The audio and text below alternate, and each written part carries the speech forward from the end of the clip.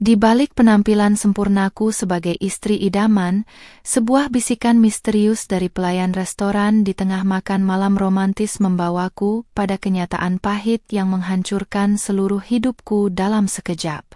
Apa yang kulihat di balik pintu dapur malam itu bukan sekadar perselingkuhan biasa, melainkan awal dari pembalasan dendam seorang istri yang selama ini terlalu lugu untuk dikhianati. Asal mana nih yang nonton? Coba tulis di komentar ya. Jangan lupa subscribe Cerita Dulu. Malam itu Jakarta terasa begitu hangat dan bersahabat, seolah seluruh semesta sedang merayakan pencapaian cintaku yang baru saja menginjak usia 2 tahun pernikahan. Aku, Indira, duduk dengan anggun di salah satu sudut restoran fine dining paling eksklusif di pusat kota, mengenakan pashmina silk berwarna krem yang membingkai wajahku dengan sempurna. Gaun knit yang kupilih sengaja menonjolkan siluet tubuhku yang ramping dan proporsional, sebuah upaya kecil untuk tetap terlihat mempesona di mata suamiku, Randy. Aku merasa menjadi wanita paling beruntung malam itu, duduk di balik meja yang dihiasi kelopak mawar merah dan cahaya lilin yang menari-nari di atas gelas kristal, menunggu pria yang sangat kupuja menyelesaikan urusan teleponnya sejenak. Randy terlihat sangat tampan dengan kemeja slim fit berwarna navy yang melekat pas di tubuh atletisnya, menonjolkan bahu tegap yang selama ini menjadi tempatku bersandar dari segala penat. Ia tersenyum sangat manis ke arahku sembari sesekali melirik layar ponselnya, sebuah senyum yang selalu sukses membuat jantungku berdesir hebat meskipun kami sudah melewati ratusan malam bersama. Kulit sawo matangnya yang bersih tampak bercahaya di bawah lampu gantung kristal restoran, memberikan kesan kemapanan yang luar biasa dari seorang pria berusia 30 tahun. Aku tidak pernah menaruh curiga sedikit pun padanya, karena bagiku, Randy adalah definisi kesetiaan dan kerja keras yang nyata, sosok yang selalu mengutamakan kebahagiaanku di atas segalanya. Di sela-sela obrolan ringan kami tentang rencana liburan ke luar negeri bulan depan, aku merasa sangat bangga menjadi istrinya, seorang wanita muda berusia 25 tahun yang memiliki segalanya. Kecantikanku yang sering dipuji orang-orang terasa lengkap karena aku memilikinya, pria yang tak pernah absen memberikan kecupan di kening setiap pagi sebelum ia berangkat ke kantor. Aku menyesap mocktail buahku perlahan, merasakan sensasi segar yang mengalir di tenggorokan, sementara mataku tak lepas menatap wajah suamiku yang sesekali tertawa kecil menanggapi ceritaku. Suasana restoran yang tenang dengan alunan musik jazz pelan semakin menambah kesan romantis, membuatku merasa seolah-olah kami sedang berada di dalam sebuah film drama romansa yang berakhir bahagia. Namun, ketenangan itu perlahan terus terusik ketika seorang pelayan pria muda bernama Dimas mendekati meja kami untuk menuangkan air mineral ke dalam gelas kristalku. Aku bisa merasakan tatapannya yang tidak biasa, sebuah sorot mata yang penuh kegelisahan dan keraguan, seolah-olah ada beban berat yang sedang ia pikul di pundaknya yang tegap. Ia bergerak sangat hati-hati, bahkan tangannya sedikit gemetar saat memegang botol kaca dingin itu, membuatku sempat mengerutkan kening karena heran dengan sikapnya yang tidak profesional. Randy yang saat itu sedang asyik membalas pesan di ponselnya tidak menyadari keanehan tersebut. Ia tetap fokus pada layar pintarnya dengan dahi yang sedikit berkerut, mengabaikan kehadiran pelayan di samping kami. Saat Randy bangkit sebentar untuk menerima telepon penting yang katanya dari klien besar, pelayan itu tidak segera pergi meninggalkan meja kami seperti yang seharusnya ia lakukan. Ia justru sedikit membungkuk, pura-pura merapikan letak sendok dan garpu di depanku, namun gerakannya terasa sangat dipaksakan dan penuh sandiwara. Aku bisa mencium aroma detergen dari seragamnya yang rapi saat kepalanya semakin mendekat ke arah hijabku, menciptakan jarak yang sangat tipis di antara kami. Jantungku mulai berdegup tidak karuan karena merasa tidak nyaman dengan tindakan pelayan ini, namun sebelum aku sempat menegurnya, ia melakukan sesuatu yang sama sekali tidak pernah kubayangkan sebelumnya. "Ikuti saya, ada yang perlu kamu lihat," bisik pelayan itu dengan suara yang sangat rendah, hampir seperti desisan angin yang hanya bisa didengar oleh telingaku sendiri. Suaranya terdengar sangat serius, penuh penekanan, dan mengandung nada peringatan yang membuat bulu kuduku seketika meremang hebat di balik baju lenganku. Aku tertegun kaku, tanganku yang sedang memegang serbet kain membeku di udara, sementara mataku membelalak menatap punggung pelayan itu yang mulai melangkah menjauh dengan tenang. Kalimat singkat itu terasa seperti petir yang menyambar di tengah cuaca cerah, menghancurkan gelembung kebahagiaan yang baru saja kurasakan beberapa detik yang lalu tanpa sisa. Aku menoleh ke arah Randy yang masih berdiri di area luar restoran, membelakangiku sambil berbicara dengan semangat di teleponnya, terlihat begitu meyakinkan sebagai seorang pengusaha sukses. Ada keraguan besar yang berkecamuk di dalam dadaku, apakah aku harus mempercayai bisikan pelayan asing itu, atau menganggapnya sebagai lelucon yang tidak lucu sama sekali.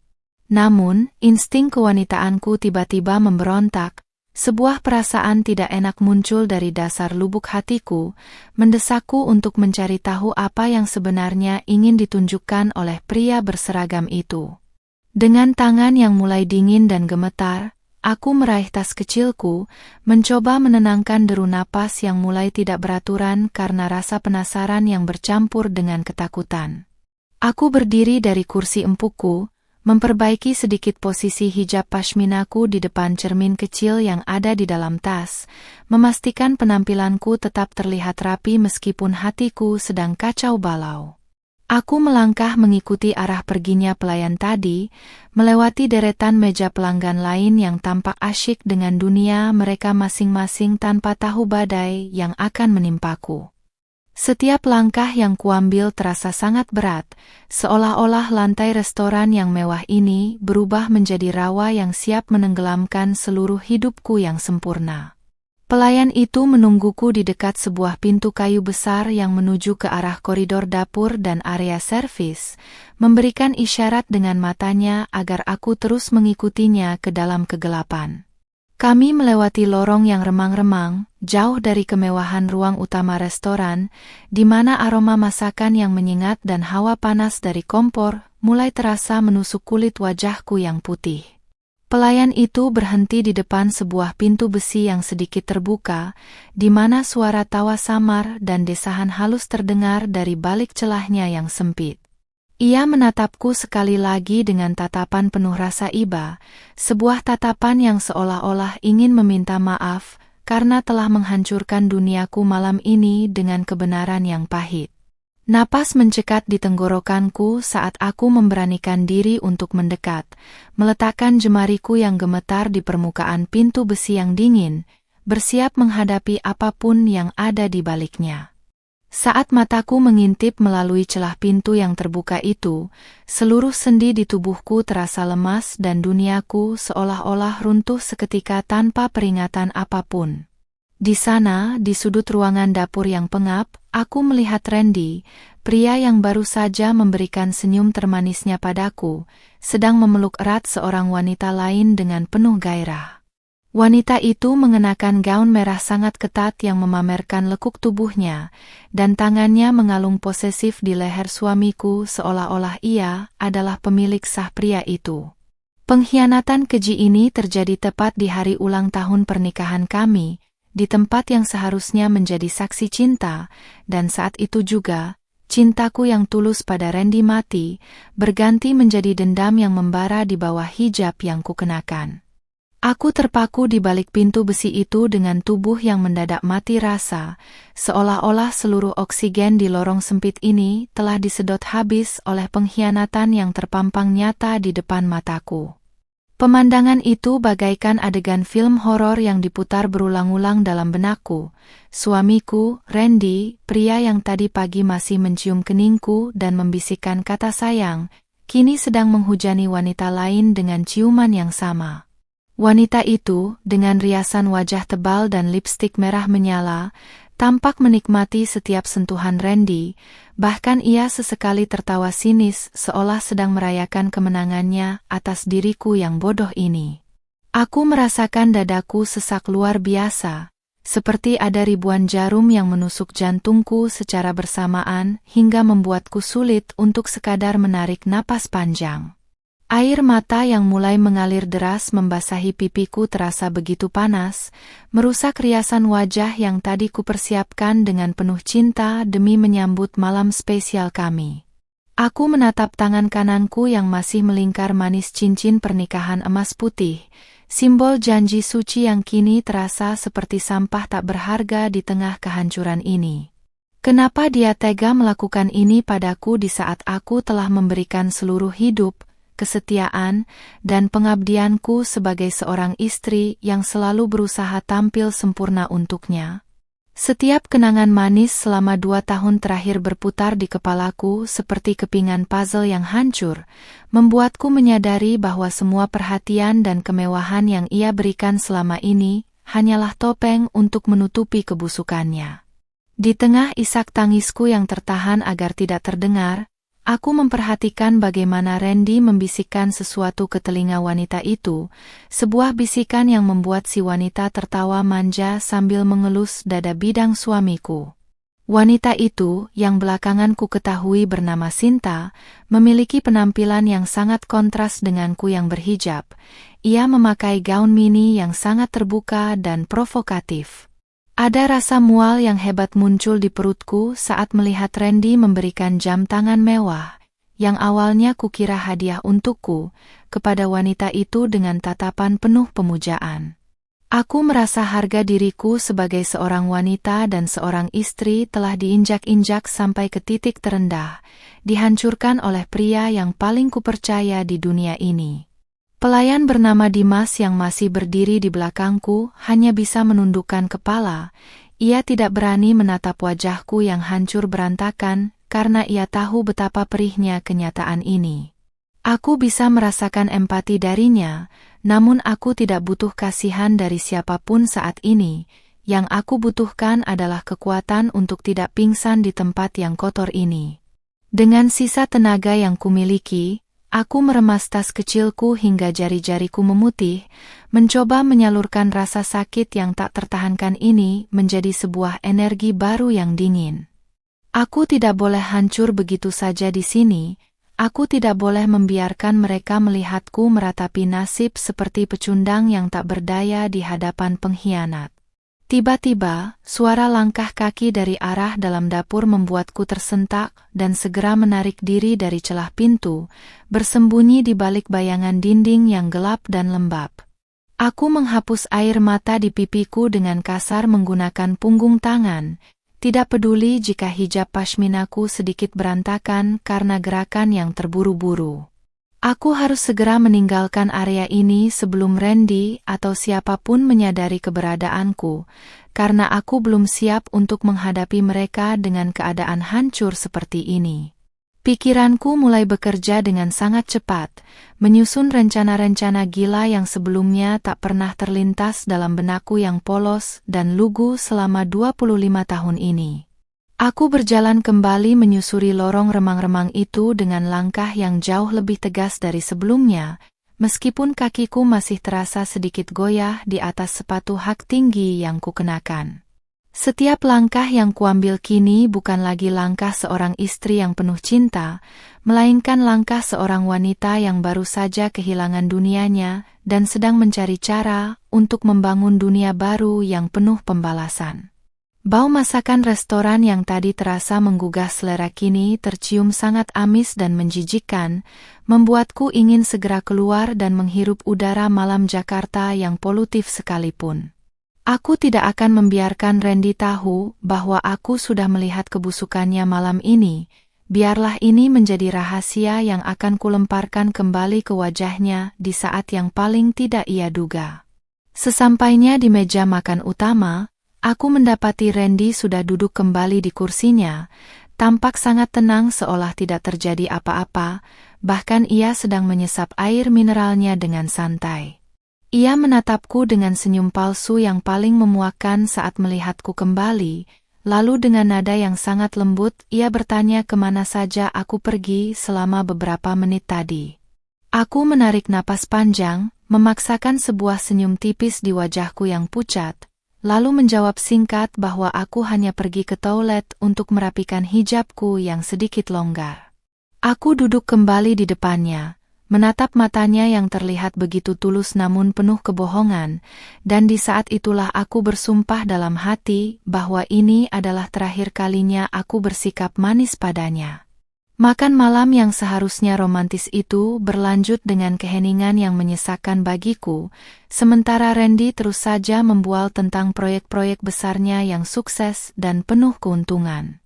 Aku hanya mengangguk sesekali, membiarkan makanan mahal di piringku tetap utuh, karena selera makanku sudah hilang sepenuhnya dan digantikan oleh rasa pahit yang menjalar di lidah. Aku melihat ke sekeliling restoran mewah ini, memandang orang-orang kaya yang tertawa bahagia, dan bertanya-tanya berapa banyak dari mereka yang menyimpan rahasia gelap di balik pakaian bermerek mereka. Dunia yang selama ini kuanggap indah dan penuh warna tiba-tiba berubah menjadi hitam putih, di mana kejujuran adalah barang langka yang mustahil untuk ditemukan. Randy kemudian merogoh saku kemejanya dan mengeluarkan sebuah kotak perhiasan kecil bermerek ternama, menggesernya di atas meja ke arahku dengan binar mata yang seolah-olah sangat mencintaiku. "Selamat ulang tahun pernikahan, sayang. Semoga kamu suka hadiah kecil ini," ucapnya dengan suara yang sangat bariton dan mempesona, suara yang biasanya membuatku meleleh. Aku membuka kotak itu dan melihat sebuah kalung berlian yang sangat indah berkilau di bawah cahaya lilin, hadiah yang pasti sangat mahal harganya bagi kebanyakan orang. Namun bagiku, kalung itu tidak lebih dari sekadar rantai pengikat yang ingin ia gunakan untuk terus membungkamku dalam ketidaktahuan, sebuah suap untuk menutupi dosanya yang tak termaafkan. Aku menutup kotak perhiasan itu dengan pelan, menatap kalung itu tanpa gairah sedikit pun, lalu menatap Randy dengan pandangan yang sulit ia artikan. "Terima kasih, Mas. Ini sangat indah, bahkan terlalu indah untuk orang sepertiku," jawabku dengan nada datar yang berusaha kusembunyikan getarannya di balik ketenangan palsu. Di balik hijab yang kubentuk sedemikian rupa agar menonjolkan kecantikanku, ada pikiran jahat yang mulai tumbuh subur. Sebuah rencana besar untuk menghancurkan hidup Randy dan Sinta tanpa mereka sadari. Malam ini duniaku memang runtuh, tapi di atas puing-puing kehancuran itu, aku akan membangun singgasana untuk diriku sendiri sebagai istri yang paling mengerikan yang pernah mereka kenal. Perjalanan pulang di dalam mobil mewah Randy terasa seperti perjalanan menuju liang lahat yang sunyi dan dingin, meski pendingin udara dipasang pada suhu normal. Aku duduk bersandar di kursi kulit yang empuk, menatap kerlap-kerlip lampu jalanan Jakarta yang membias di kaca jendela, berusaha keras menahan gejolak amarah yang mendidih di dalam dada. Di sampingku, Randy menyetir dengan satu tangan sementara tangan lainnya sesekali mengusap jemariku, sebuah gestur yang biasanya membuatku merasa terlindungi namun kini terasa seperti sentuhan reptil yang menjijikkan. Aku harus mengerahkan seluruh kemampuan aktingku untuk tidak menarik tanganku dengan kasar atau berteriak tepat di wajahnya yang tampak tanpa dosa itu. Sesekali Randy melirikku sambil melempar candaan ringan tentang betapa lucunya wajahku saat sedang kekenyangan, mencoba mencairkan keheningan yang mulai kurajut secara perlahan. Aku hanya menanggapi dengan gumaman kecil atau senyum paksa yang tidak sampai ke mata, berpura-pura bahwa rasa lelah yang luar biasa sedang menghinggapiku setelah makan malam yang panjang. Di balik hijab pashminaku yang masih rapi, otakku bekerja keras mengingat setiap detail wanita bernama Sinta itu, gaun merahnya, cara dia menyentuh suamiku, dan tawa kemenangannya. Aku menyadari bahwa mulai detik ini, rumah yang kami bangun dengan penuh tawa tidak lebih dari sekadar panggung sandiwara di mana aku adalah sutradara yang akan menentukan akhir ceritanya. Sesampainya di rumah kami yang megah di kawasan elit, Randy langsung merebahkan diri di sofa ruang tamu sambil melonggarkan dasinya, terlihat seperti suami teladan yang baru saja memberikan malam terbaik untuk istrinya. Aku berjalan melewatinya menuju kamar utama. Langkahku terasa berat karena membawa beban rahasia yang menyesakkan namun juga memberiku kekuatan baru. Aku masuk ke dalam kamar mandi yang luas, mengunci pintu, dan akhirnya membiarkan tubuhku luruh ke lantai yang dingin di bawah cahaya lampu yang terang. Disinilah, di balik pintu terkunci, aku membiarkan diriku gemetar hebat, meremas ujung gaun kurungku yang pas di badan, sambil menatap pantulan diriku di cermin besar yang kini terlihat seperti orang asing. Aku menanggalkan pashmina dan pakaianku dengan gerakan mekanis, memandang lekuk tubuhku yang sering dipuji Randy sebagai karya seni Tuhan yang sempurna. Ironis sekali melihat bagaimana tubuh yang kurawat dengan baik dan kujaga kehormatannya ini, ternyata tidak cukup bagi seorang pria yang haus akan validasi dari wanita murah di sudut dapur restoran. Aku mengusap perutku yang rata, merasakan perih yang bukan berasal dari rasa lapar, melainkan dari pengkhianatan yang meracuni setiap sel di tubuhku. Kecantikan yang kumiliki kini bukan lagi untuk menyenangkan hatinya, melainkan akan kujadikan umpan untuk menjeratnya ke dalam lubang kehancuran yang telah ia gali sendiri.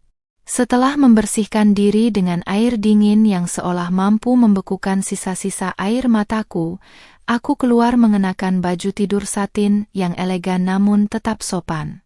Aku melihat Randy sudah berbaring di tempat tidur, menatap layar ponselnya dengan senyum tipis yang langsung hilang saat ia menyadari kehadiranku di ambang pintu.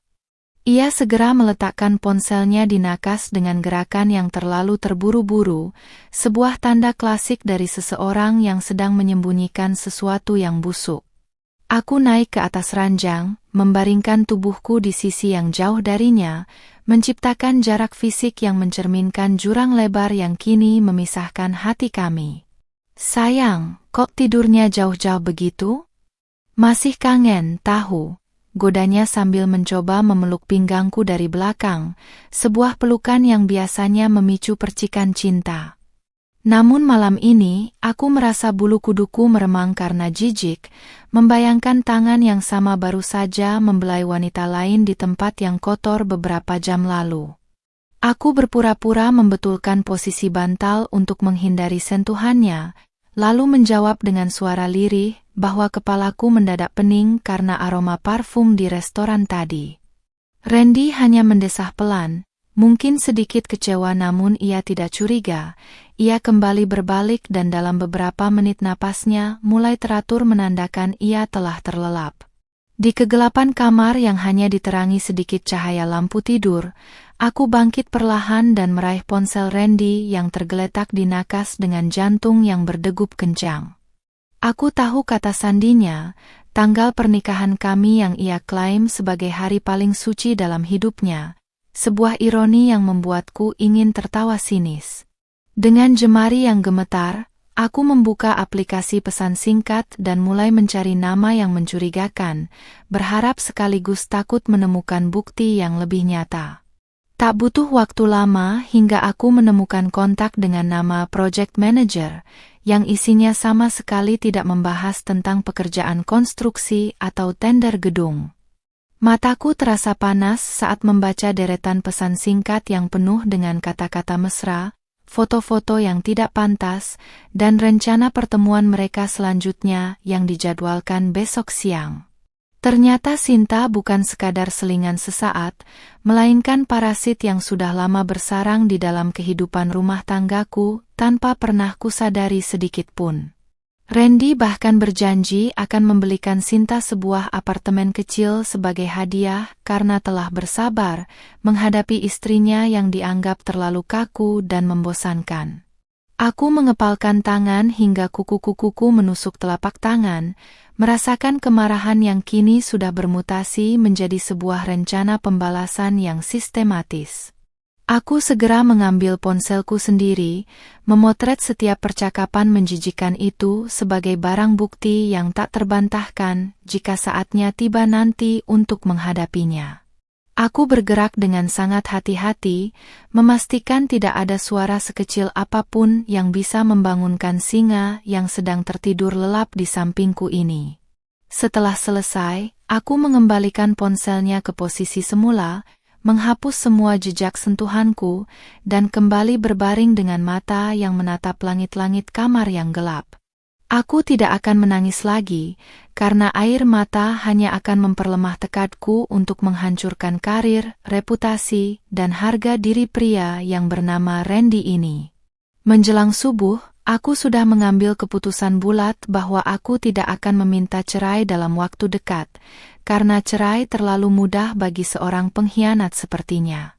Aku ingin dia merasakan kehilangan sedikit demi sedikit, merasakan bagaimana rasanya melihat semua yang ia bangun runtuh berkeping-keping tepat di depan matanya sendiri. Aku akan tetap menjadi istri yang manis, yang menyiapkan kopinya di pagi hari, dan yang mengenakan hijab serta pakaian modis untuk menemaninya ke acara-acara penting perusahaan. Namun di balik senyum manisku, aku adalah badai yang sedang menunggu waktu yang tepat untuk memporak-porandakan seluruh dunianya hingga tak tersisa sepeser pun. Sinar matahari pagi menerobos masuk melalui celah gorden sutra di kamar kami, menyinari wajahku yang sudah terjaga sejak 2 jam lalu tanpa sempat memejamkan mata barang semenit pun. Aku bangkit dari tempat tidur dengan gerakan yang sangat halus, memastikan Randy tidak terusik dari tidur nyenyaknya yang tampak begitu tenang tanpa beban dosa sedikit pun. Aku berdiri di depan cermin besar, memandangi wajahku yang masih terlihat segar namun menyimpan sorot mata yang kini jauh lebih tajam dan dingin dari sebelumnya. Hari ini adalah awal dari sandiwara besarku, sebuah peran sebagai istri sempurna yang akan mengantarkan suaminya sendiri ke gerbang kehancuran yang paling menyakitkan. Aku memilih mengenakan setelan blazer dan celana kain berwarna dusty pink yang sangat pas di tubuhku, memberikan kesan profesional namun tetap menonjolkan sisi feminin yang manis. Hijab segi 4 bermotif bunga kecil kusampirkan dengan gaya simpel namun elegan, menutupi dada dengan rapi sesuai dengan citra istri pejabat perusahaan yang selama ini kusandang. Aku memulas wajahku dengan riasan nude yang natural, menutupi sembab di mataku dengan concealer terbaik hingga tidak ada satu orang pun yang bisa melihat sisa-sisa tangisku semalam. Aku harus terlihat tidak terkalahkan, karena dalam perang dingin ini, penampilan adalah senjata pertama yang akan membuat lawan meremehkan kekuatanku. Turun ke dapur, aku mulai menyiapkan sarapan favorit Randy, nasi goreng gila dengan telur mata sapi yang bagian kuningnya masih setengah matang, sebuah rutinitas yang biasanya kulakukan dengan penuh cinta. Tanganku bergerak lincah mengiris bawang dan cabai, namun pikiranku melayang pada pesan singkat yang kubaca semalam tentang rencana pertemuan mereka siang nanti di sebuah kafe. Aku merasakan dorongan kuat untuk memasukkan sesuatu yang pahit ke dalam makanannya, namun aku segera menepis ide itu karena tujuanku bukan sekadar menyakitinya secara fisik. Aku butuh dia tetap sehat dan percaya diri, agar saat aku menarik karpet dari bawah kakinya nanti, jatuhnya akan terasa jauh lebih keras dan mematikan.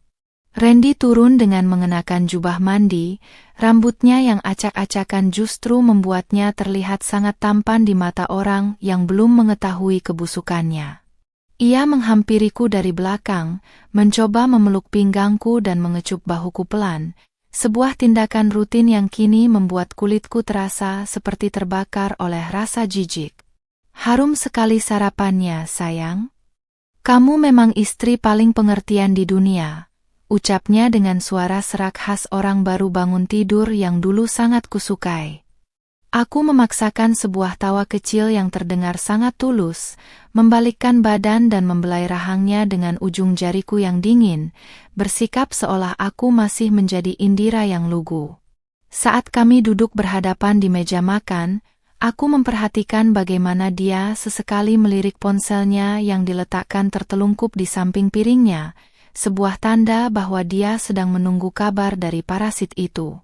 Aku memulai percakapan dengan nada sangat santai, menanyakan jadwal rapatnya hari ini dengan alasan ingin mengajak makan siang bersama jika dia punya waktu luang. Randy sedikit tersedak, Ia segera meminum air putihnya sebelum menjawab dengan nada sedikit gugup bahwa jadwalnya sangat padat hingga sore hari karena ada kunjungan lapangan. Aku hanya mengangguk mengerti, memberikan senyum paling manis yang pernah kuberikan, padahal di dalam hati aku sedang menertawakan kebohongannya yang begitu dangkal. Oh, sayang sekali ya Mas. Padahal aku ingin kita merayakan lagi ulang tahun pernikahan kita secara lebih privat, ucapku sambil menyuapkan nasi ke mulutku dengan anggun, mataku menatap langsung ke dalam matanya. Randy tampak merasa bersalah sejenak, atau mungkin hanya takut ketahuan, dan ia segera berjanji akan menebusnya dengan makan malam mewah di akhir pekan nanti. Aku hanya mengiyakan, berpura-pura sangat bahagia dengan janjinya, sambil mencatat dalam hati bahwa setiap kata yang keluar dari mulutnya adalah satu paku lagi untuk peti matinya sendiri. Setelah ia berangkat kerja dengan kecupan rutin di keningku, aku segera membereskan meja makan dengan gerakan yang jauh lebih cepat dan bertenaga. Setelah memastikan mobil Randy benar-benar sudah meninggalkan gerbang rumah, aku segera masuk ke dalam ruang kerjanya yang selama ini jarang kumasuki tanpa seizinnya. Ruangan itu berbau maskulin dengan aroma kayu cendana dan buku-buku mahal, tempat di mana ia biasanya menyusun strategi bisnis yang sering ia banggakan di depanku. Aku mulai mencari berkas-berkas penting yang berkaitan dengan keuangan perusahaan dan aset-aset pribadi yang selama ini atas namanya sendiri. Sebagai seorang lulusan akuntansi yang memilih menjadi ibu rumah tangga demi dirinya, membaca laporan keuangan yang rumit bukanlah hal sulit bagiku, meskipun ia menganggapku tidak paham soal angka. Aku menemukan sebuah map hitam tersembunyi di balik tumpukan majalah bisnis, dan setelah membukanya, aku menemukan bukti bahwa Randy telah mengalirkan sejumlah dana besar ke sebuah rekening atas nama Sinta. Tidak hanya itu, ada draft kontrak sewa apartemen mewah di area Sudirman yang akan ditandatangani hari ini, persis seperti yang kubaca di pesan singkatnya semalam. Amarahku kembali membuncah, namun kali ini aku berhasil mengendalikannya dengan cara mengambil foto setiap lembar bukti tersebut dengan ponselku. Aku menyadari bahwa pengkhianatan ini bukan hanya soal perasaan, tapi juga soal penjarahan terhadap masa depan yang seharusnya kami bangun bersama dengan susah payah. Aku segera menghubungi seorang teman lama dari masa kuliah yang kini bekerja sebagai detektif swasta spesialis kasus rumah tangga, seseorang yang bisa kupercaya sepenuhnya untuk melakukan pekerjaan kotor ini.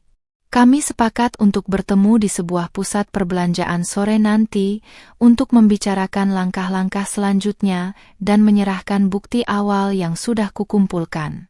Aku tidak ingin hanya sekadar tahu mereka berselingkuh.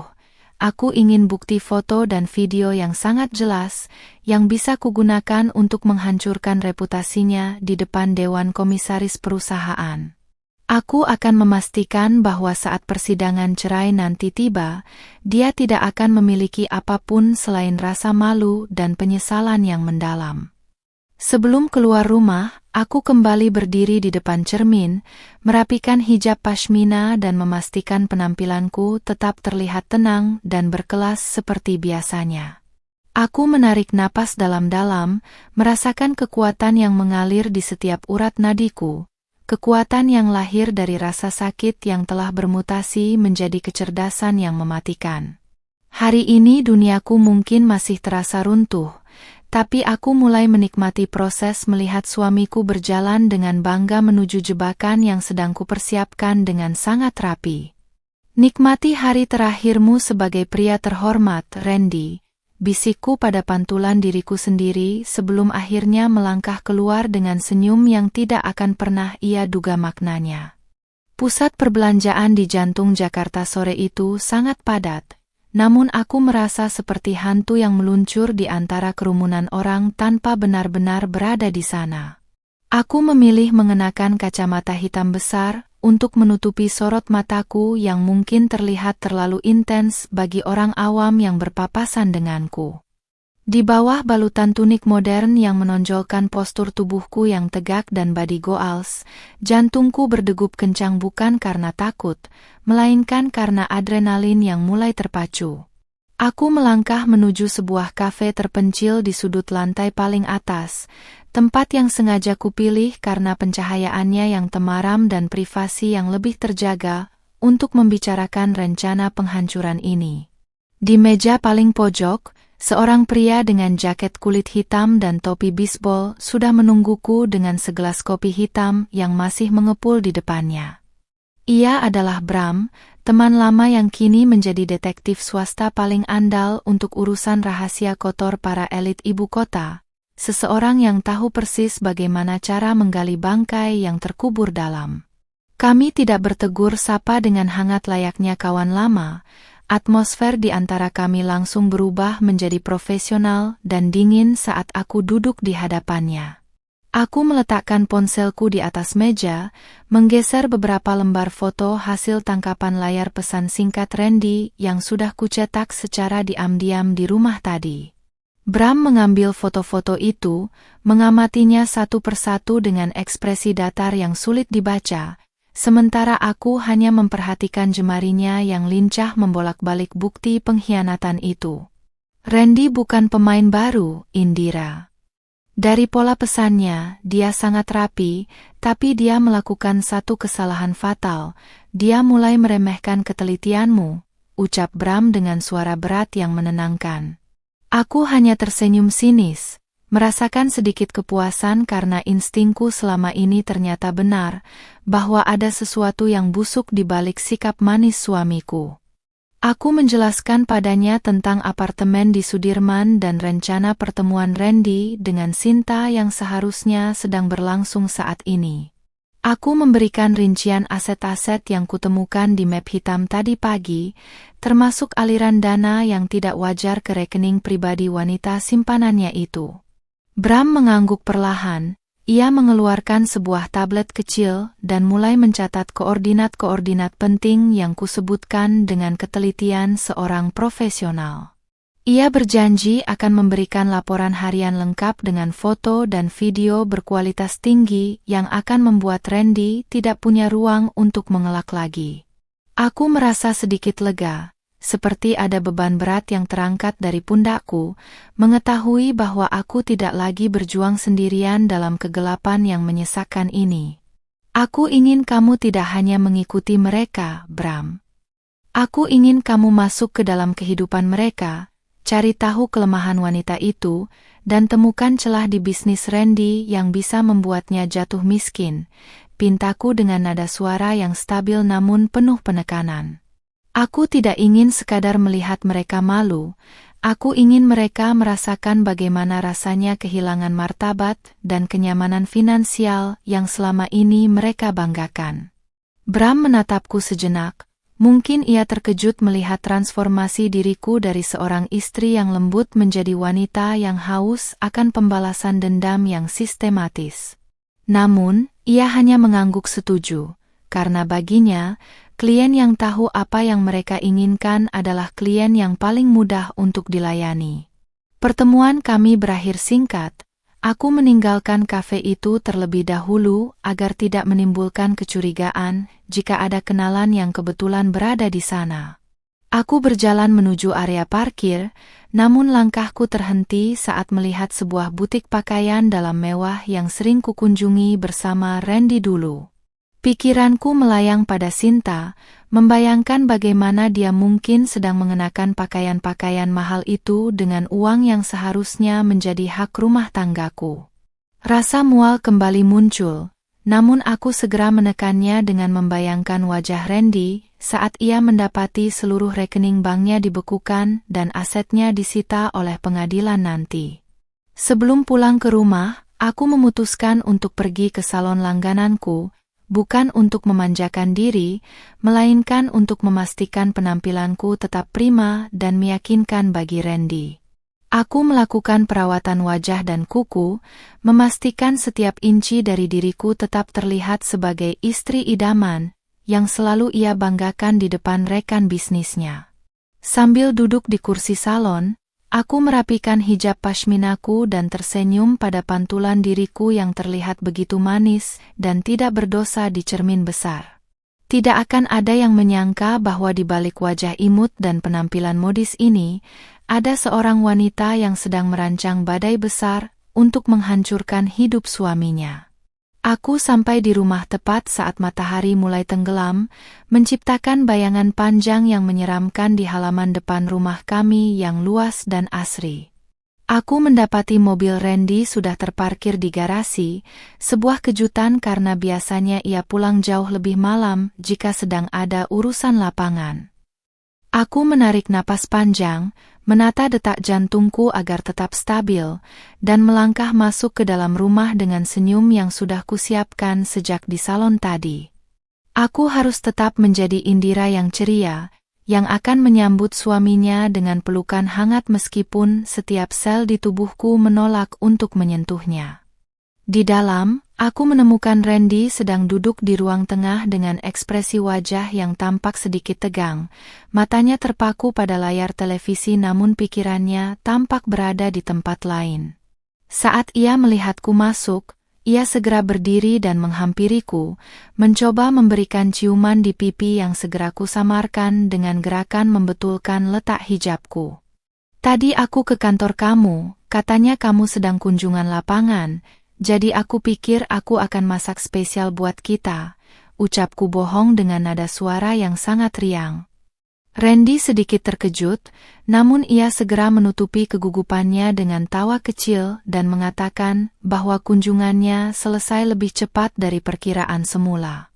Kami menghabiskan malam itu dengan menonton film bersama di sofa, sebuah aktivitas yang dulu sangat kusukai namun kini terasa seperti siksaan yang tak berujung.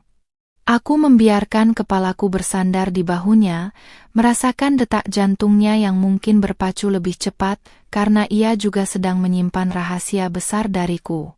Sementara film diputar, ponselku bergetar pelan di dalam saku tunikku, sebuah pesan masuk dari Bram berisi satu foto yang baru saja diambilnya. Foto itu memperlihatkan Randy dan Sinta sedang berangkulan mesra di lobi sebuah apartemen mewah, hanya beberapa jam yang lalu saat ia mengaku sedang berada di lapangan. Aku memejamkan mata sejenak, tersenyum dalam kegelapan, karena jaring-jaring yang kurajut kini sudah mulai menjerat mangsanya dengan sempurna. Suasana makan malam kali ini terasa berbeda karena aku sengaja memasak menu yang sangat mewah, mulai dari steak wagyu hingga hidangan laut segar, seolah ingin merayakan sesuatu yang besar.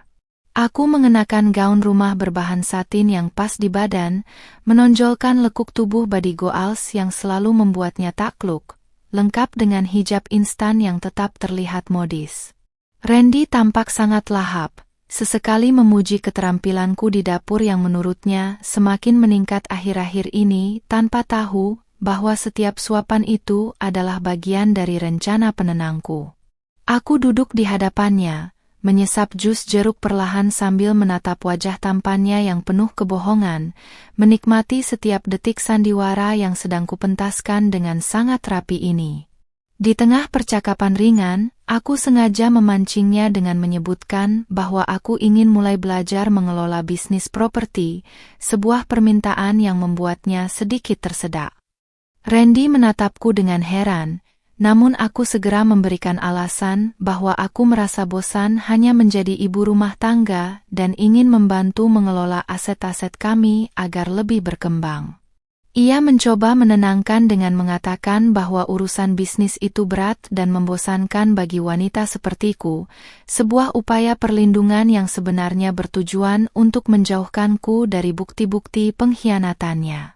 Namun, aku tetap bersikeras dengan nada manja yang mematikan, membuat dia akhirnya berjanji akan memberikan satu proyek kecil untuk kupelajari minggu depan. Senyumku mengembang lebar saat mendengar janjinya, sebuah kemenangan kecil yang akan menjadi pintu masukku untuk mengakses lebih banyak data keuangan perusahaan secara legal. Aku tahu Randy mulai merasa terpojok oleh permintaanku, namun ia tidak punya pilihan lain selain setuju demi menjaga citra suami pendukung yang selama ini ia bangun di depanku. Malam itu, aku merasa jauh lebih kuat. Setiap kata-katanya yang manipulatif tidak lagi menyakitiku, melainkan menjadi amunisi untuk menyempurnakan strategi balas dendamku. Aku membiarkan dia merasa memegang kendali, padahal sebenarnya dia hanyalah pion yang sedang kugerakkan menuju tepi jurang kehancuran. Setelah makan malam selesai, aku menawarkan diri untuk memijat bahunya di ruang santai, sebuah tawaran yang tentu saja tidak ditolaknya dengan senang hati. Saat tanganku menyentuh otot-otot bahunya yang tegap, aku merasakan ketegangan yang luar biasa menjalar di tubuhnya, sebuah tanda bahwa dia juga sedang menyimpan beban mental yang berat. Aku memijatnya dengan lembut namun pasti, menggunakan minyak aromaterapi yang menenangkan agar dia benar-benar rileks dan lengah terhadap sekelilingnya. Pikiranku melayang pada foto dari Bram tadi sore. Bagaimana bisa pria yang sedang kunikmati sentuhannya ini bisa membagi kasih sayangnya dengan wanita semurah Sinta di Hotel Prodeo?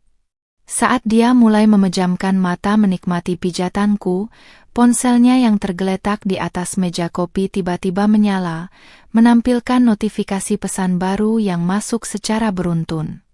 Aku melirik sekilas dan melihat nama project manager muncul kembali, kali ini dengan pesan singkat, "Aku sudah di apartemen, kamu di mana? Aku rindu." Darahku mendidih seketika, namun aku tetap menjaga ritme pijatanku agar tidak berubah, memastikan dia tetap dalam kondisi setengah mengantuk. Aku berdehem kecil, pura-pura tidak melihat ponsel itu, dan berbisik di telinganya bahwa ia mungkin harus mengecek ponselnya karena ada pesan yang masuk. Randy tersentak kaget, ia segera meraih ponselnya dengan gerakan panik yang sangat kentara. Wajahnya memucat seketika saat membaca pesan tersebut di depanku. Ia segera mengetik balasan dengan cepat, lalu mematikan layar ponselnya dan tersenyum kikuk ke arahku sambil beralasan bahwa itu hanya masalah mendesak di kantor. Aku hanya mengangguk mengerti dengan ekspresi wajah yang sangat tulus, pura-pura mempercayai kebohongannya yang sangat amatir itu tanpa mengeluarkan kata-kata kecurigaan. Di dalam hati, aku tertawa pahit melihat betapa menyedihkannya seorang pria sukses sepertinya harus gemetar ketakutan hanya karena sebuah pesan dari simpanannya. "Mas, kalau memang urusan kantornya sangat penting, pergi saja sekarang. Aku tidak apa-apa ditinggal sendiri, aku bisa lanjut membaca buku di kamar," ucapku dengan nada sangat pengertian. Randy tampak ragu sejenak. Ia menatapku dengan pandangan yang sulit diartikan, mungkin antara merasa bersalah atau merasa sangat beruntung memiliki istri selugu diriku. Namun, nafsu dan keinginannya untuk menemui Sinta rupanya jauh lebih besar daripada rasa setianya, karena beberapa menit kemudian dia sudah siap dengan kunci mobil di tangan. Ia mengecup keningku cukup lama, membisikkan janji akan pulang cepat, lalu melesat pergi meninggalkan rumah dengan terburu-buru. Begitu suara mesin mobilnya menghilang di kejauhan, aku segera mengambil ponselku dan menghubungi Bram, memintanya untuk terus membuntuti Randy ke apartemen malam ini. Aku ingin setiap jengkal aktivitas mereka malam ini terdokumentasi dengan sempurna sebagai bukti utama yang akan kuhancurkan di depan publik nanti. Aku masuk ke dalam kamar, bukan untuk membaca buku seperti yang kukatakan tadi, melainkan untuk membuka laptop dan mulai menyusun draft laporan yang akan kukirim ke Dewan Komisaris. Aku menyadari bahwa menghancurkan hatinya saja tidak cukup. Aku harus menghancurkan segala hal yang selama ini ia bangun dengan penuh kesombongan. Aku duduk di tepi tempat tidur, memandangi bingkai foto pernikahan kami yang terpajang di dinding kamar, di mana kami berdua tampak sangat bahagia dan penuh harapan. Foto itu kini terasa seperti nisan dari sebuah makam cinta yang sudah lama mati, namun baru hari ini aku sadari kebusukannya. Aku meraih gunting kecil dari atas nakas, ingin sekali mencabik-cabik foto itu, namun aku menghentikan tanganku karena menyadari bahwa itu hanya akan meninggalkan jejak kecurigaan. Aku meletakkan kembali gunting itu, menarik napas dalam-dalam, dan kembali fokus pada layar laptop yang kini menjadi satu-satunya sekutuku dalam merajut kehancuran ini. Malam semakin larut, dan aku masih terjaga menanti laporan dari Bram yang akhirnya masuk melalui aplikasi pesan terenkripsi sekitar pukul 1 dini hari. Laporan itu berisi foto-foto Randy yang memasuki lobi apartemen Sinta dengan membawa tas belanjaan mewah, bukti yang sangat kuat untuk menjeratnya dalam kasus perselingkuhan.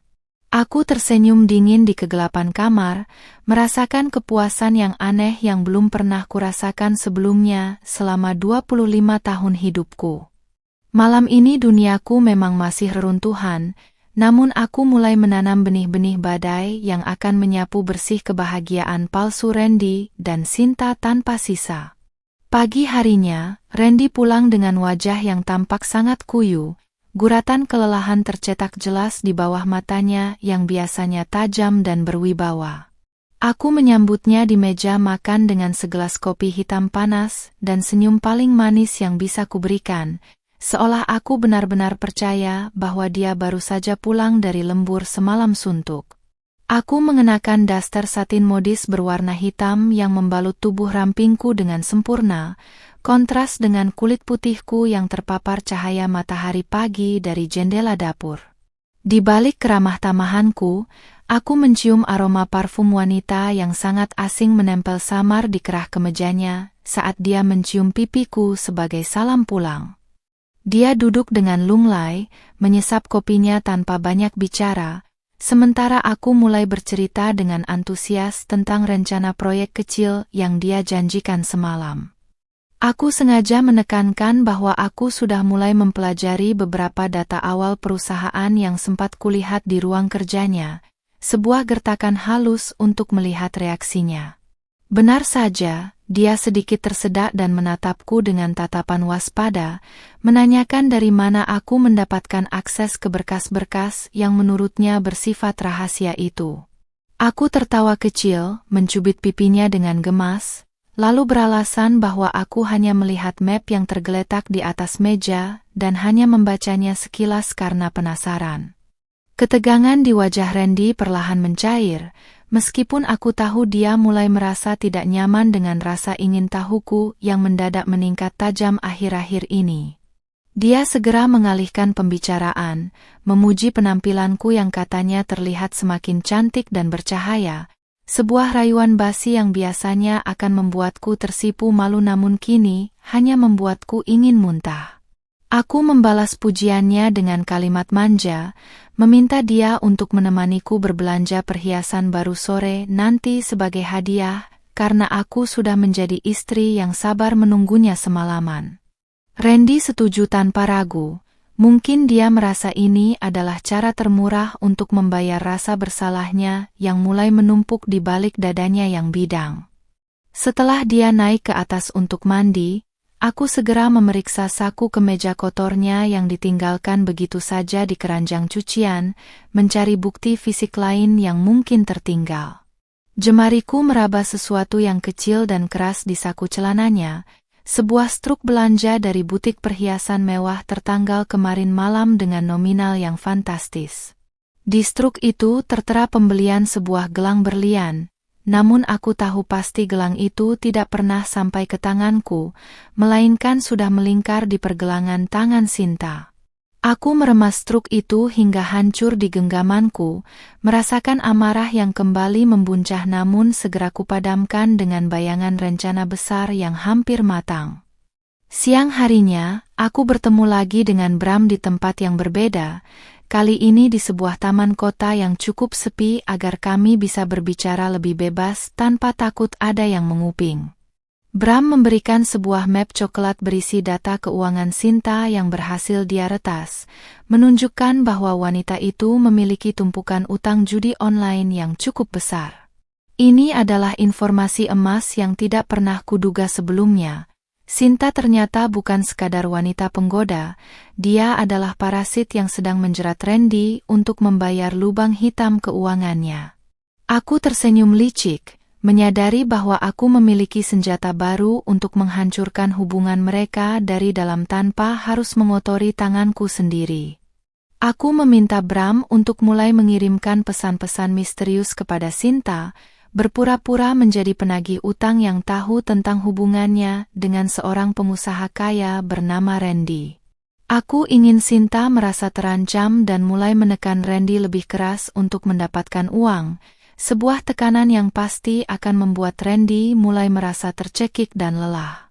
Dalam perang ini, aku tidak hanya menyerang dari depan, tapi aku juga akan memecah belah aliansi mereka hingga mereka saling menyalahkan satu sama lain.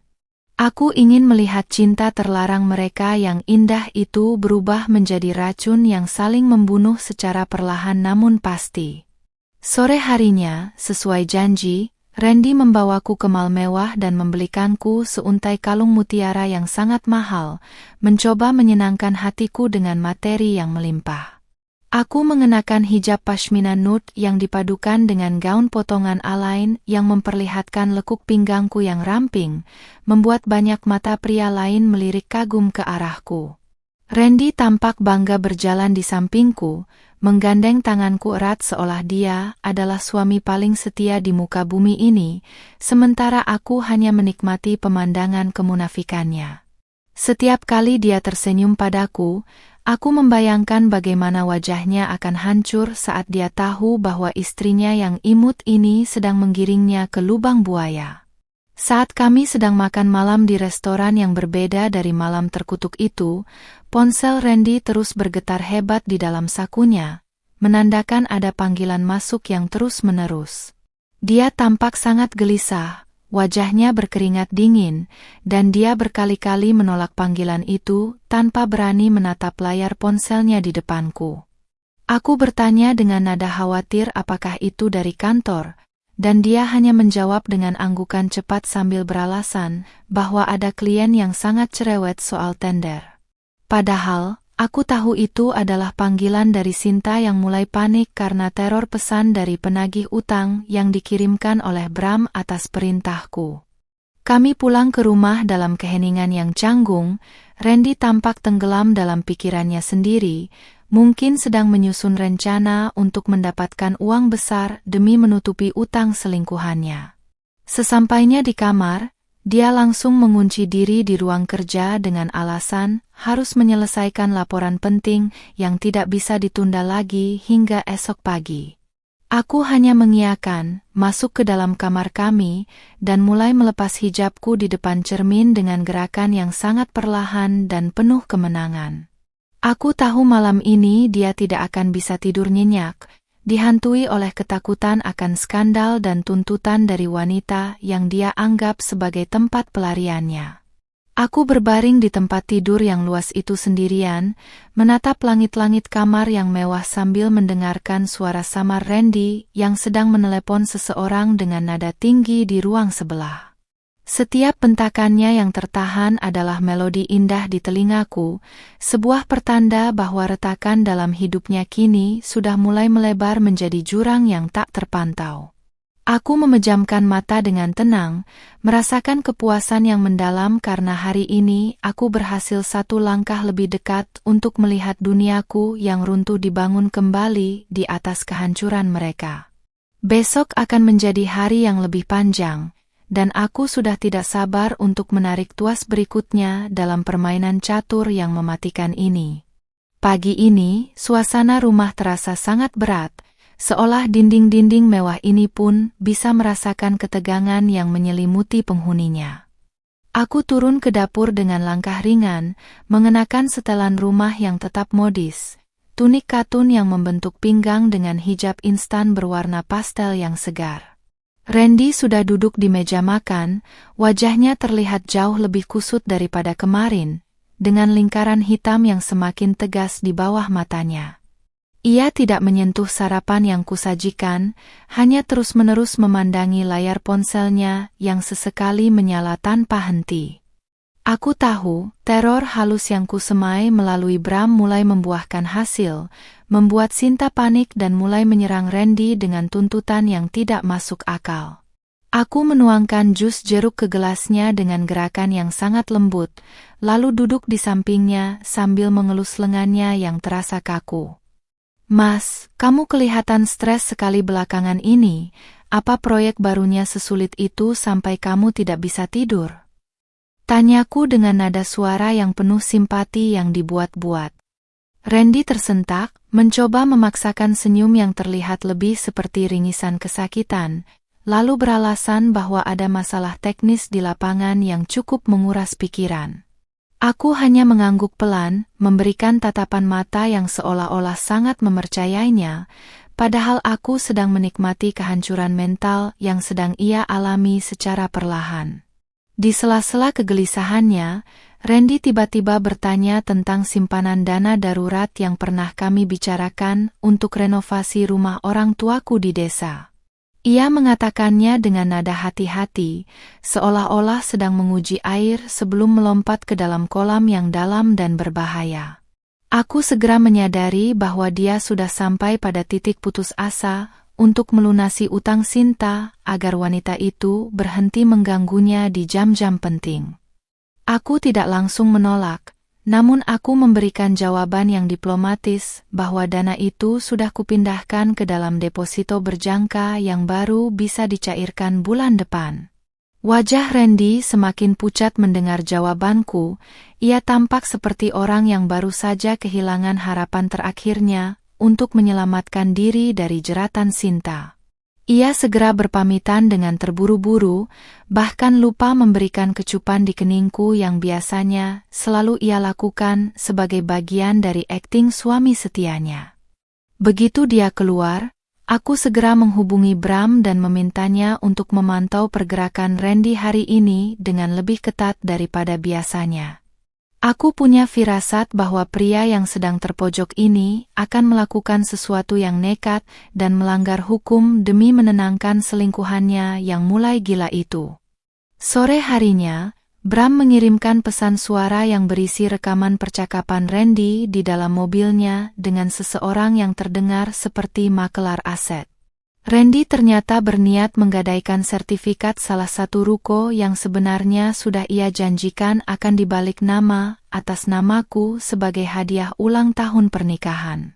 Rasa panas menjalar di dadaku, bukan karena aku menginginkan ruko itu, tapi karena betapa teganya dia mencuri masa depanku demi menutupi lubang hitam wanita lain. Aku mengepalkan tangan, menatap pantulan diriku di cermin dengan tatapan yang kini sepenuhnya dingin dan tidak lagi menyisakan ruang bagi belas kasihan. Aku memutuskan untuk keluar rumah mengenakan pakaian terbaikku, sebuah gaun bodycon muslimah berwarna hitam pekat dengan hijab pashmina senada yang kupasang dengan gaya sangat elegan dan tajam. Aku pergi ke kantor pusat perusahaan Randy, tempat di mana aku biasanya datang sebagai nyonya besar yang ramah dan murah senyum kepada semua karyawan. Namun hari ini, aku datang dengan tujuan yang berbeda. Aku ingin menemui sekretaris Randy, seorang wanita paruh baya yang selama ini selalu menghormatiku karena kebaikanku padanya. Aku membawakannya bingkisan kue mahal sebagai pembuka percakapan, dan dalam waktu singkat, aku berhasil mendapatkan akses untuk melihat agenda harian Randy yang asli.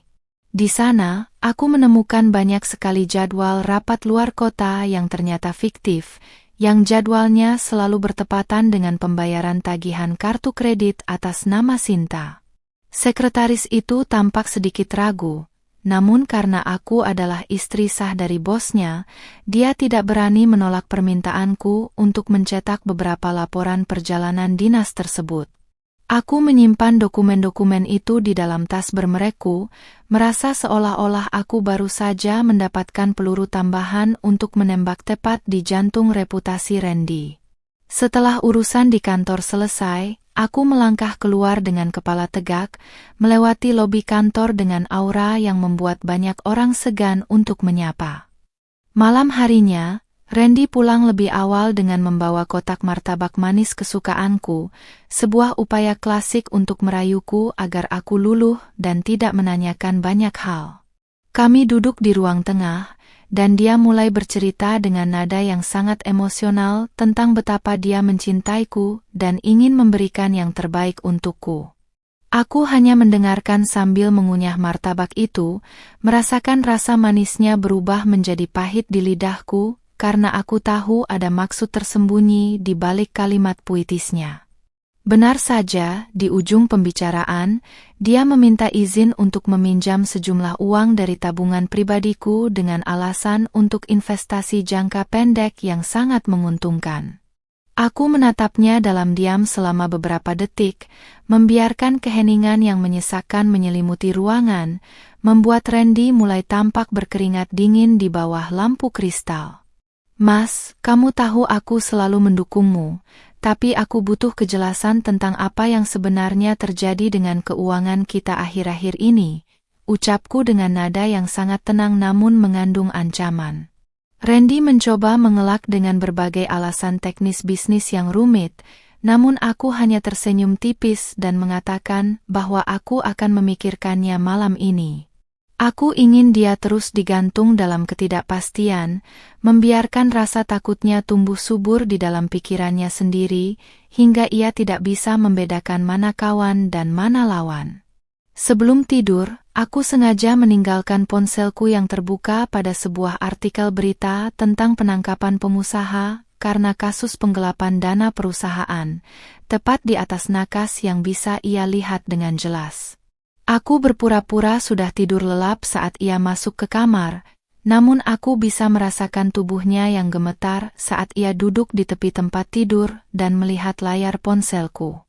Aku tahu malam ini dia tidak akan bisa menutup mata, dihantui oleh bayangan penjara dan kehancuran yang kini sudah di depan mata. Duniaku memang sudah runtuh, tapi sekarang adalah waktunya bagiku untuk memastikan bahwa duniaku yang baru akan dibangun di atas reruntuhan hidupnya yang paling hina. Pagi ini, aku sengaja bangun lebih awal dan tampil lebih memukau dari biasanya, mengenakan gamis sutra yang memeluk lekuk tubuhku dengan sempurna dan hijab pashmina satin yang memberikan kesan mewah. Aku ingin Randy melihat apa yang akan segera hilang dari hidupnya. Seorang istri cantik, cerdas, dan setia yang selama ini ia sia-siakan demi wanita murahan. Di meja makan, aku tidak lagi menyajikan sarapan hangat, melainkan hanya segelas kopi pahit tanpa gula, sebuah simbol dari kenyataan yang akan segera ia telan. Randy duduk dengan bahu merosot, matanya merah karena kurang tidur, dan tangannya gemetar saat mencoba memegang cangkir porselen mahal itu. Mas, aku sudah memutuskan tentang permintaan uangmu semalam, ucapku memecah keheningan dengan suara yang sangat lembut, hampir seperti bisikan pelayan di restoran itu. Randy langsung mendongak, matanya berkaca-kaca penuh harap, seolah aku adalah satu-satunya sekoci di tengah badai yang sedang menenggelamkan hidupnya. Aku membelai tangannya dengan jariku yang dingin, memberikan harapan palsu yang akan kutarik kembali di saat yang paling menyakitkan nanti. Aku mengatakan bahwa aku bersedia membantunya, asalkan dia memberikan akses penuh padaku untuk memeriksa seluruh akun perbankan perusahaan agar aku bisa belajar manajemen risiko. Tanpa pikir panjang, Randy setuju dan langsung memberikan semua kata sandi serta token keamanannya kepadaku, sebuah tindakan bodoh dari pria yang sudah kehilangan logika karena terdesak. Ia merasa lega, mengira bahwa ia telah berhasil membujukku, tanpa menyadari bahwa ia baru saja menyerahkan kunci peti matinya sendiri ke tanganku. Begitu dia berangkat kerja dengan langkah yang sedikit lebih ringan, aku segera menghubungi Bram dan tim pengacara yang diam-diam sudah kusewa sejak beberapa hari lalu. Kami bekerja dengan sangat cepat, memindahkan semua bukti aliran dana ilegal dari rekening perusahaan ke rekening Sinta ke dalam sebuah folder rahasia yang tidak bisa dihapus. Siang harinya, aku mendapat kabar dari Bram bahwa Sinta baru saja mendatangi kantor Randy dan membuat keributan di lobi karena Randy tidak menjawab panggilannya. Ini adalah momen yang kutunggu-tunggu. Kehancuran reputasi Randy dimulai dari tempat di mana ia paling merasa berkuasa dan dihormati oleh banyak orang. Aku segera meluncur ke kantor dengan alasan ingin mengantarkan berkas yang tertinggal, namun sebenarnya aku ingin menyaksikan pertunjukan itu secara langsung. Sesampainya di sana, aku melihat Sinta sedang berteriak histeris, menuntut uang yang dijanjikan, sementara para karyawan berbisik-bisik penuh selidik ke arah bos mereka. Aku masuk ke tengah keributan itu dengan gaya yang sangat tenang, seolah-olah aku adalah malaikat pelindung yang datang untuk meredam situasi panas tersebut. Aku mendekati Sinta, menatapnya dengan pandangan dingin di balik riasan wajahku yang sempurna, lalu mengajaknya bicara di ruangan tertutup bersama Randy. Di dalam ruangan itu, Randy tampak seperti tikus yang terpojok, wajahnya pucat pasi melihat istri sah dan selingkuhannya berada dalam satu ruangan yang sama. Sinta mulai memaki-makiku, menyebutku istri yang membosankan dan tidak tahu apa-apa, namun aku hanya tersenyum tipis tanpa membalas sedikit pun makiannya. Cukup, Sinta. Aku tahu semuanya, termasuk utang judi online MU dan bagaimana kamu memeras suamiku, ucapku dengan nada suara yang sangat stabil yang seketika membungkam mulutnya. Aku mengeluarkan map coklat berisi bukti-bukti keterlibatannya dalam penggelapan dana perusahaan yang dilakukan Randy untuk membiayai gaya hidup mewahnya. Sinta terperangah, keberaniannya menguap begitu saja digantikan oleh ketakutan yang nyata saat aku menyebutkan ancaman penjara yang menantinya. Randy mencoba memegang tanganku, memohon ampun dengan suara serak, namun aku segera menepis tangannya dengan tatapan yang penuh dengan kebencian dan kejijikan. Aku meninggalkan mereka berdua di ruangan itu yang dipenuhi oleh isak tangis ketakutan dan pertengkaran hebat yang mulai pecah di antara kedua pengkhianat itu. Di luar ruangan, aku melihat sekretaris Randy dan beberapa manajer senior menatapku dengan simpati, namun aku hanya memberikan anggukan bermartabat sebelum melangkah pergi. Aku sudah tidak butuh simpati mereka, karena yang aku butuhkan adalah keadilan yang akan segera ditegakkan melalui jalur hukum yang sudah kusiapkan dengan sangat matang. Aku merasa beban yang selama ini menghimpit dadaku perlahan mulai terangkat, digantikan oleh rasa dingin yang memberiku kekuatan luar biasa untuk menyelesaikan semuanya. Malam itu, aku tidak pulang ke rumah kami yang megah, melainkan menginap di sebuah hotel mewah dengan pemandangan kota Jakarta yang gemerlap dari ketinggian lantai 50. Aku mematikan semua notifikasi ponselku, membiarkan puluhan panggilan dari Randy dan pesan-pesan permohonan maafnya menggantung tanpa jawaban sama sekali. Aku berendam di dalam bathtub yang dipenuhi busa harum, memejamkan mata dan membayangkan bagaimana wajah Randy saat ia mendapati bahwa seluruh aset pribadinya telah diblokir. Tidak ada lagi Indira yang lugu dan manis, yang tersisa hanyalah seorang wanita yang telah bangkit dari reruntuhan dengan hati yang sekeras berlian. Keesokan paginya, aku mengirimkan berkas pengajuan cerai beserta semua bukti perselingkuhan dan penggelapan dana ke kantor pengacara Randy secara resmi. Aku tidak memberikan celah sedikit pun baginya untuk bernegosiasi, karena aku ingin dia merasakan kehilangan segalanya, harta, martabat, dan tentu saja, diriku yang selama ini ia anggap sebagai pajangan. Aku tahu ini akan menjadi skandal besar di kalangan sosialita dan dunia bisnis, namun aku tidak peduli lagi dengan omongan orang lain yang tidak tahu apa-apa. Fokusku sekarang adalah membangun kembali hidupku yang baru, jauh dari bayang-bayang pria yang telah menghancurkan duniaku demi wanita lain. Aku berdiri di balkon hotel, memandang matahari yang mulai terbit dan menyinari gedung-gedung tinggi Jakarta dengan warna keemasan yang sangat indah dan penuh harapan. Bisikan pelayan restoran malam itu memang telah meruntuhkan duniaku yang lama, namun ia juga memberiku kunci untuk membuka pintu menuju kebebasan yang sesungguhnya. Aku menarik napas dalam-dalam, merasakan udara pagi yang segar masuk ke dalam paru-paruku, dan tersenyum pada diri sendiri dengan penuh kemenangan yang nyata. Duniaku memang runtuh, Randy, tapi aku akan memastikan bahwa kamulah yang akan tertimbun di bawah puing-puingnya selamanya, bisikku pada angin yang berembus pelan. Pagi ini adalah pertama kalinya aku terbangun tanpa rasa sesak yang menghimpit dada, meskipun aku tahu badai besar sedang mengamuk di luar sana, tepat di pusat hidup Randy.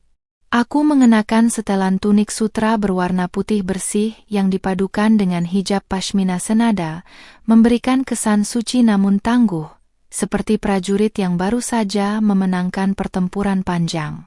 Dari balik jendela kaca hotel yang tinggi, aku melihat berita di televisi mulai menyiarkan skandal penggelapan dana di perusahaan properti milik Randy, lengkap dengan inisial namanya yang kini tercoreng. Pengacaraku baru saja menelepon, mengabarkan bahwa Randy kini sedang dijemput oleh pihak berwajib untuk dimintai keterangan lebih lanjut terkait aliran dana ilegal ke rekening Sinta.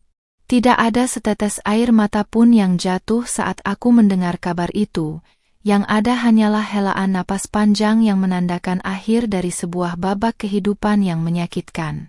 Aku melangkah keluar dari hotel dengan kepala tegak, melewati lobi dengan aura yang memancarkan kekuatan seorang wanita yang telah berhasil merebut kembali kendali atas nasibnya sendiri.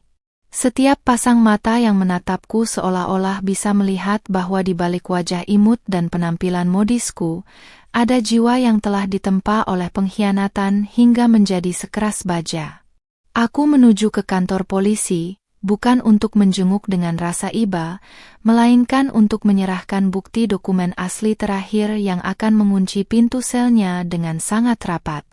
Di ruang tunggu yang dingin dan berbau asap rokok, aku bertemu dengan Randy yang sedang duduk tertunduk dengan tangan terborgol, wajahnya yang dulu sangat tampan kini terlihat hancur dan penuh penyesalan. Begitu melihatku, ia mencoba berdiri dan memanggil namaku dengan suara yang bergetar hebat, memohon agar aku mencabut laporanku dan memaafkannya demi masa lalu kami. Namun, aku hanya menatapnya dengan pandangan kosong, sebuah tatapan yang jauh lebih menyakitkan daripada makian paling kasar sekalipun yang bisa keluar dari mulutku. Aku meletakkan map hitam berisi bukti-bukti itu di hadapan penyidik tanpa sepatah kata pun, mengabaikan setiap rintihan dan janji manis palsu yang masih sempat ia ucapkan di tengah keputusasaannya. Mas, cintaku padamu mati di pintu dapur restoran malam itu, dan hari ini, aku datang hanya untuk mengubur mayatnya dalam-dalam, ucapku dengan nada suara yang sangat tenang dan tanpa emosi. Randy terdiam membeku, matanya membelalak menyadari bahwa istri yang selama ini ia remehkan sebagai wanita lugu ternyata adalah sosok yang paling mematikan dalam hidupnya. Di saat yang sama, Sinta juga terlihat sedang digiring di lorong lain dengan wajah yang tertutup masker, tampak sangat ketakutan karena semua aset yang ia dapatkan dari hasil memeras Randy kini telah disita negara. Aku melihat mereka berdua hancur secara bersamaan, sebuah pemandangan yang memberikan kepuasan batin yang jauh lebih besar daripada kemewahan apapun yang pernah Randy berikan padaku. Setelah keluar dari kantor polisi, aku pergi menuju ke ruko yang dulu hampir ia gadaikan, ruko yang kini secara resmi telah sah menjadi hak milikku melalui keputusan pengadilan yang cepat. Aku berdiri di depan bangunan itu, memandangi jalanan Jakarta yang sibuk, dan menyadari bahwa kecantikanku dan lekuk tubuhku yang sering ia banggakan kini bukan lagi miliknya untuk dipuja. Aku memutuskan untuk mengubah ruko itu menjadi sebuah butik muslimah modern, tempat di mana aku bisa membantu wanita lain untuk merasa cantik dan berdaya tanpa harus bergantung pada pria manapun. Hidupku yang baru dimulai hari ini bukan sebagai Nyonya Randy, melainkan sebagai Indira, wanita mandiri yang tahu persis harga dirinya dan tak akan membiarkan siapapun menginjak-injaknya lagi. Aku menghabiskan sore hari dengan mengunjungi panti asuhan, tempat di mana aku ingin menyalurkan sebagian harta yang berhasil kuselamatkan dari tangan pengkhianat itu untuk mereka yang benar-benar membutuhkan. Melihat tawa anak-anak yang tulus membuat hatiku perlahan-lahan mulai hangat kembali, menyembuhkan luka-luka dalam yang sempat kusembunyikan di balik sandiwara pembalasan dendamku. Aku menyadari bahwa dendam memang memberikan kekuatan, namun kebaikanlah yang akan memberikan kedamaian sejati untuk masa depanku yang masih panjang di usia 25 tahun ini. Aku tidak ingin lagi dihantui oleh bayang-bayang masa lalu yang pahit. Aku ingin diingat sebagai wanita yang bangkit dari kehancuran dengan cara yang bermartabat. Malam harinya, aku kembali ke rumah kami yang besar untuk mengambil barang-barang pribadiku yang tersisa, rumah yang kini terasa sangat asing dan sunyi seperti bangunan kosong tanpa jiwa. Aku berjalan menyusuri setiap ruangan, menyentuh perabotan mahal yang dulu kami pilih bersama dengan penuh harapan. Namun kini semua itu hanyalah benda mati yang tidak memiliki arti lagi. Aku mengambil album foto kami, namun kali ini aku tidak ragu untuk membakarnya di perapian ruang tengah, melihat satu persatu kepingan masa lalu itu berubah menjadi abu yang tertiup angin. Aku melepaskan cincin pernikahan yang masih melingkar di jari manisku, meletakkannya di atas meja makan tepat di tempat kami terakhir kali makan malam bersama, lalu pergi tanpa menoleh ke belakang lagi. Beberapa bulan berlalu dan butik muslimahku telah berkembang pesat, menjadi salah satu destinasi mode paling dicari oleh para wanita muda berhijab di ibu kota. Aku sering tampil di majalah bisnis dan gaya hidup sebagai inspirasi bagi wanita yang ingin mandiri, membuktikan bahwa kehancuran duniaku tempo hari hanyalah cara semesta untuk membuatku melompat lebih tinggi. Penampilanku tetap modis dan body goals, namun kini pancaran mataku mencerminkan kecerdasan dan ketenangan yang tidak bisa dibeli dengan berlian seberat apapun. Aku tidak lagi mencari pengakuan dari orang lain, karena aku sudah menemukan kebahagiaan di dalam diriku sendiri, di tengah rutinitas yang penuh dengan karya dan kontribusi positif. Kadang-kadang, aku masih ingat bisikan karyawan restoran itu, bisikan yang awalnya kuanggap sebagai lonceng kematian bagi kebahagiaanku namun ternyata adalah suara malaikat yang menyelamatkanku dari jurang kebohongan. Jika bukan karena Dimas, mungkin sampai hari ini aku masih menjadi boneka cantik yang tertipu oleh kasih sayang palsu seorang pria manipulatif seperti Randy. Aku sempat bertemu Dimas sekali lagi untuk mengucapkan terima kasih secara langsung dan menawarkannya pekerjaan di perusahaanku, sebuah bentuk apresiasi atas kejujurannya yang telah mengubah alur hidupku selamanya. Dunia memang bisa runtuh dalam sekejap, namun dari reruntuhan itu, kita selalu punya pilihan untuk membangun sesuatu yang jauh lebih kokoh dan indah. Kini, aku berdiri di puncak gedung kantorku yang baru, menatap matahari terbenam yang mewarnai langit Jakarta dengan semburat jingga dan ungu yang luar biasa mempesona. Aku adalah Indira, seorang wanita yang pernah hancur namun berhasil merakit kembali setiap kepingan dirinya menjadi sebuah mahakarya yang tak ternilai harganya. Tidak ada lagi ketakutan akan pengkhianatan, karena aku sudah memiliki seluruh kekuatan yang kubutuhkan di dalam genggamanku sendiri, dan hatiku kini sudah tertutup bagi mereka yang hanya ingin singgah sementara. Duniaku memang pernah runtuh, namun hari ini, aku adalah arsitek dari duniaku sendiri yang penuh dengan cahaya, kemandirian, dan kedamaian yang tak akan pernah bisa diruntuhkan oleh siapapun lagi.